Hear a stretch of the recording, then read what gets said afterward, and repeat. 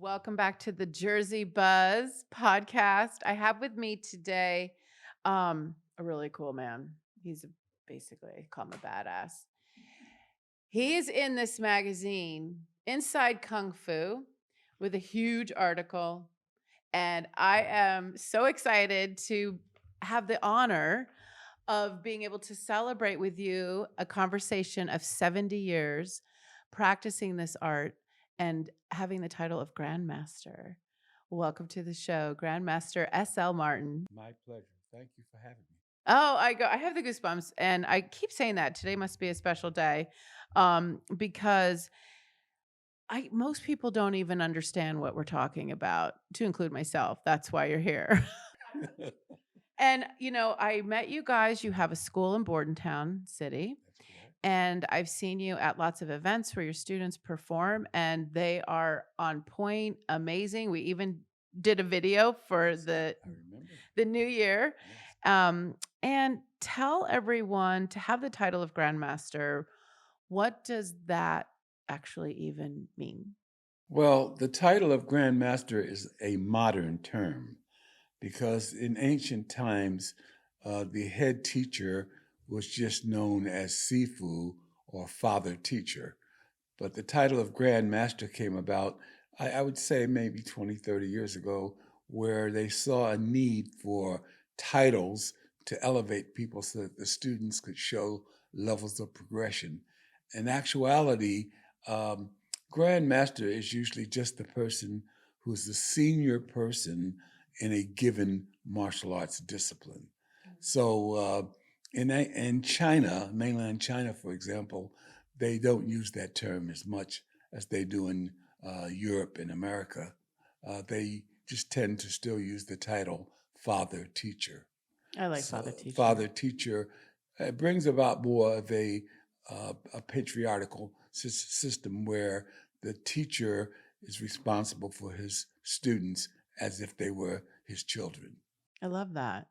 And that's how I've kind of, just observing you guys from afar, you are a very close family with your Yes, students ma'am. now. So, when did you start martial arts? I actually started the martial arts in 1955 when I entered the military. I was 17 years of age. Oh, wow. Yes, ma'am. Thank you for your service. Thank you very much. That's awesome. What did you serve? I served for 23 years in the United States Air Force Okay. and retired in 2007. So you I'm start sorry, 1997. I got to get my years right now. That's all right. 1997. It was some time. That much you do know. So what made you get into it? Um, Actually, it was a happenstance, if you will, that I saw that they were focusing on combative measures and self protection for the military, and that interested me. And so I said, well, something I might try. Then the next thing you know, the years went by, and I was stationed in places where I was afforded the opportunity to study with masters who sometimes were very reluctant to teach Americans because it was only 10 years after the end of the war. So I was given a very fortunate opportunity that the military was advocating military training in martial arts. Wow. That's very cool. So you're over there, you're 17 years old. You're like, "Yeah, let me try this." You know? Next thing 70 years later, but we'll get into that. How did that, I mean, for people like 17-year-olds today, not everybody just goes into the military anymore, but they can do the martial arts Sure. and take that. How does that help with behavior, discipline, mental cognitiveness, like, with ADHD, any of that? Like, what's the tie between martial arts and all that? Well, speaking personally, I was from the inner city, from South Philadelphia, and I was one of those people who definitely needed some discipline and some structure. And the martial arts is very structured, and it commands discipline. It commands respect, and those things for most young people in my era, especially in the inner city, were not as prevalent. So I found that that helped me grow up, literally grow up as a person. I'd gone to parochial school, so there was a lot of discipline there, but the military fostered that. And as much as I didn't like school, the military advocated higher education and training. So that aspect of it was very important for me as an individual to become a disciplined young person. I think in terms of today's martial arts, where you have people who have learning difficulties or who don't have good poise or confidence in themselves, the military is good in a sense, but I think the martial arts even exceeds that because it fosters the you, not the team so much. It's like you're responsible for what you do, and you can build your own confidence through trying to be the best you can be, not something else. Oh, I love that because my favorite thing to say is no matter where you go, there you are. I agree with that a You thousand. cannot get away from yourself. So if you don't love yourself, you don't like yourself, and you can't get out of your own head, this is a discipline that can help you with that, I suppose. I find that most of my students who come to me, even if they stop their training, they always come back and say, "Thank you for helping me get down the road." And I always look at the martial arts from the standpoint of what value does it have in society?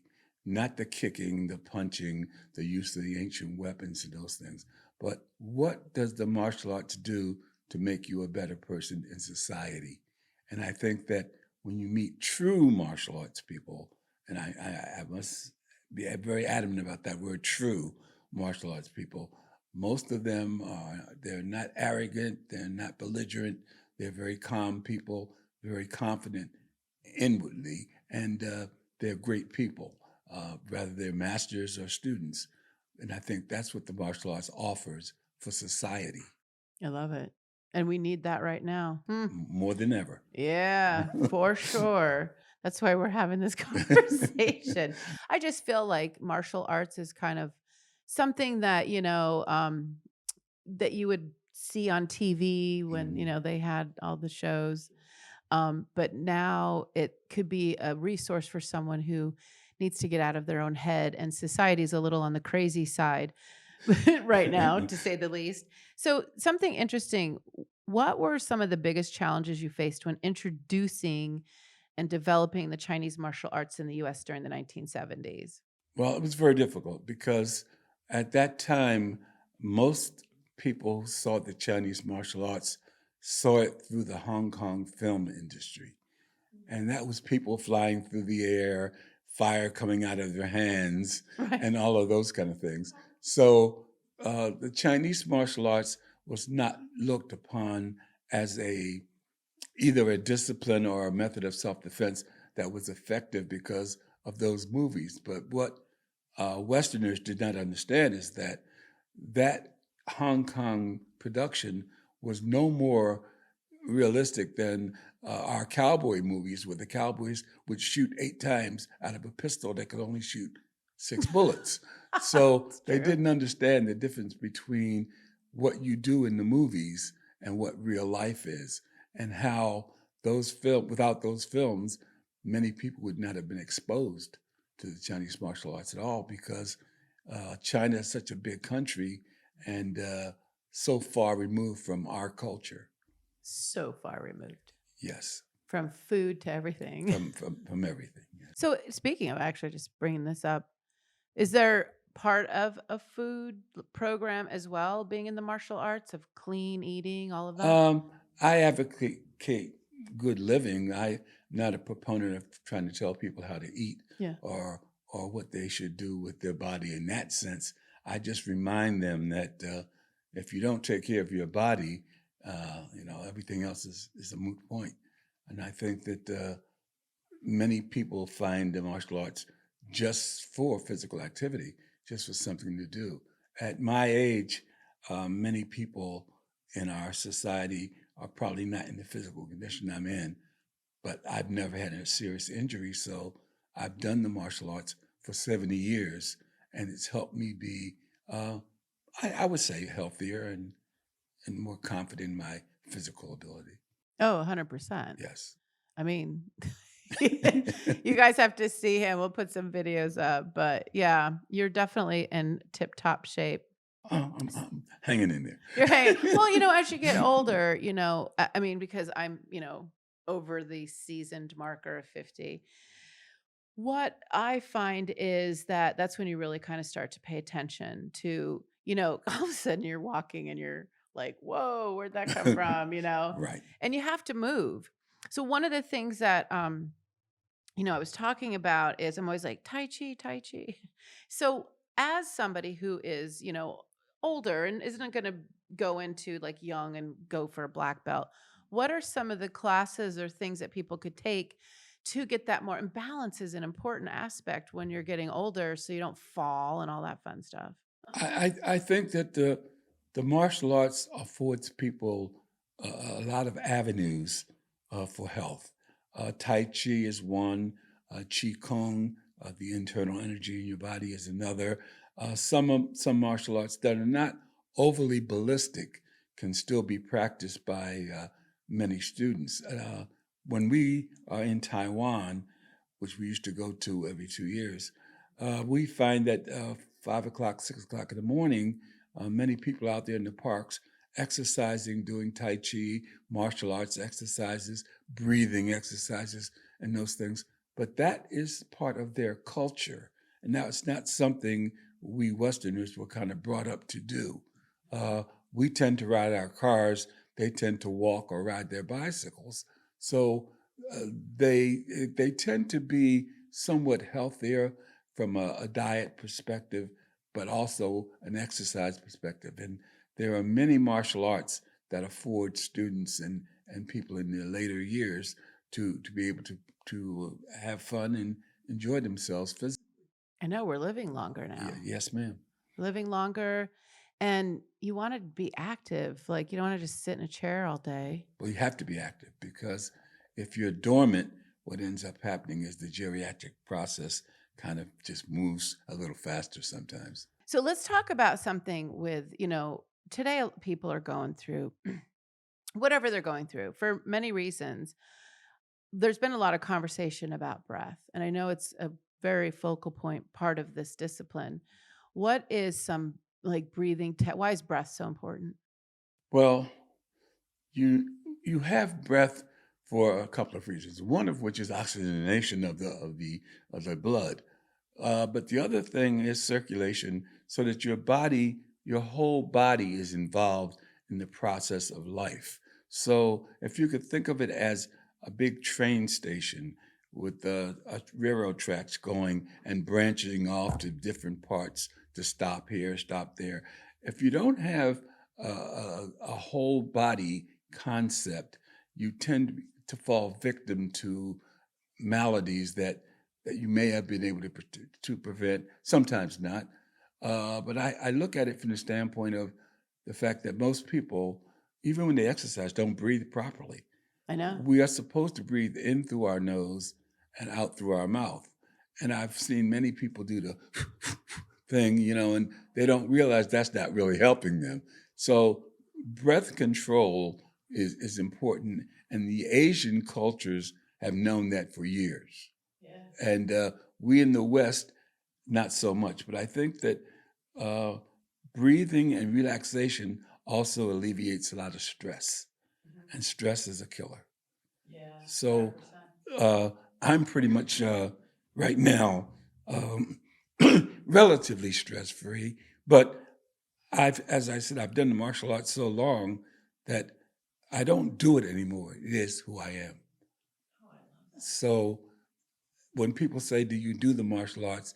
I answer them politely, but really, I am the martial arts because it's all I've done since I was 17 years of age. Yeah. No, I think that's practice and repetitiveness, and yeah, it is who you are. And that's kind of like how life should be, is Yes, ma'am. a calm, none of this craziness, because at the end of the day, no one ever died and said they should work more, No, you know? Just That, saying. and I think another factor that we suffer from in the West is we don't understand the concept, which I just shared a couple of days ago with people about understanding what you can control and what you can't control. And when you start stressing over things that you are not able to fix or control, that's just damage. You can't help. I look at it like if I can't fix this, then I've got to monitor how much I get involved in it. So my teacher used to always say, you can have a cup and you can drop the cup and it can break. And sometimes you can put the pieces back together and glue them, and the cup will still be functional.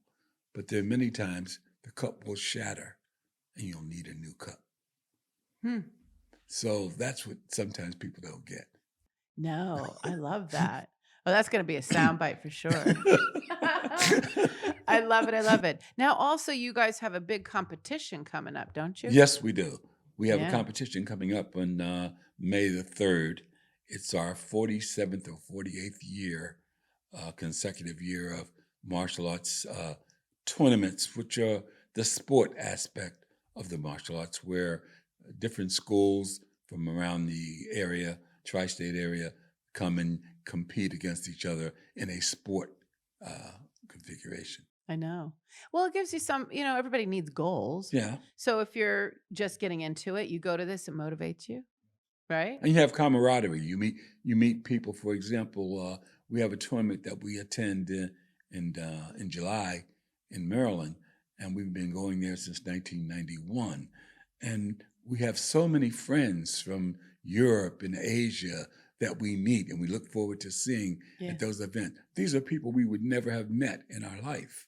True. And a quick story: I have a student friend who's from Brazil. His name is Diego. He actually has a picture of me in his home, and he tells everyone I'm his American father. And Aw.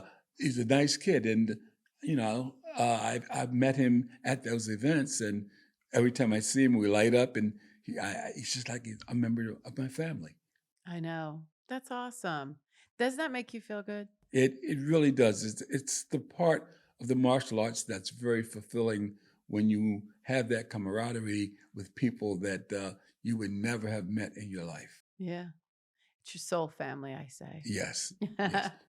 Well, congratulations on 70 years of making a difference clearly in the many people. And if anybody wants more information about your schools and what your disciplines that you do teach, how can they find you? Well, we have a website, Green Dragon Chinese Martial Arts School website. We're on Facebook. We're on Instagram. We're actually located presently in Bordentown City on the second floor of Consolidated Fire Association on Crosswick Street. And we've been there now for over 3 years. Prior to that, we were in North Hanover, and we originally started in Bordentown, believe it or not, back in the 90s. Oh, get out. Yes, and we relocated because the building was kind of falling apart. No longer So usable. we've been in the Burlington County area really since I taught at McGuire Air Force Base back in the 70s. Wow. So we've been around for a while. A hot minute. For a while. Well, anybody, so if you like what you heard and you want more information, obviously, check out their social media and website. And again, another way to try something new and to maybe you're stressed out and you need, I don't know, to learn how to breathe or I don't know. But anyway, this is the Jersey Buzz. Make sure to like and share this content. And again, bringing you the voice of local.